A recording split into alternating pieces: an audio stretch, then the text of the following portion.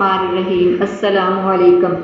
روایت میں ہے کہ حضرت امیر المومنین علیہ السلام جنگ صفین سے واپس جاتے ہوئے ایک صحرا لکو تک سے گزرے اور شدت پیاس کی وجہ سے آپ کا لشکر بے انتہا پیاسا ہو گیا۔ اس نے حضرت سے پانی کی خواہش کی۔ آپ نے صحرا میں ادھر ادھر نظر دوڑائی، ایک بہت بڑا پتھر نظر آیا، اس کے قریب تشریف لے گئے اور پتھر سے کہا کہ میں تو اس سے سننا چاہتا ہوں کہ صحرا میں پانی کہاں ہے۔ اس نے بقدر خدا جواب دیا کہ چشمہ آب میرے ہی نیچے ہے۔ حضرت نے لشکر کو حکم دیا کہ اس پتھر کو ہٹا دو، 100 آدمی کامیاب نہ ہو سکے۔ پھر آپ نے ایک لبے مبارک کو حرکت دی اور دستے خیبر کشاں اس پر مارا، پتھر دور جا پڑا۔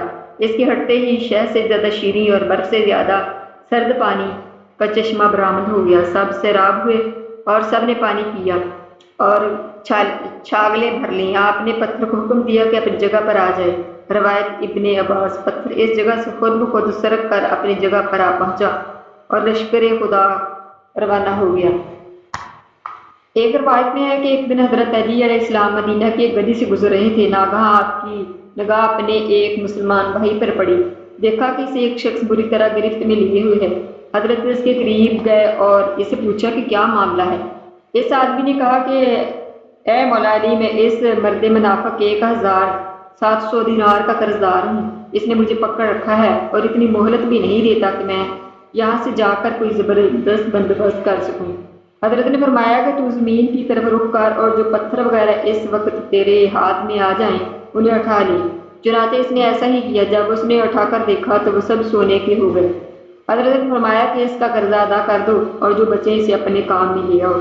عبداللہ بن عباس کا بیان ہے کہ ایک روز نماز صبح کے بعد رسول کریم صلی اللہ علیہ وآلہ وسلم مسجد مدینہ میں بیٹھے ہوئے سلیمان ابو ذر اور بہت سے صحابہ کے ساتھ محو گفتگو تھے کہ ناگہاں مسجد کے باہر ایک شور سن کر لوگ مسجد کے باہر آ گئے تو دیکھا کہ 40 آدمی کھڑے ہیں جو مسلح ہیں اور ان کے آگے ایک نہایت خوبصورت نوجوان شخص کھڑا ہے۔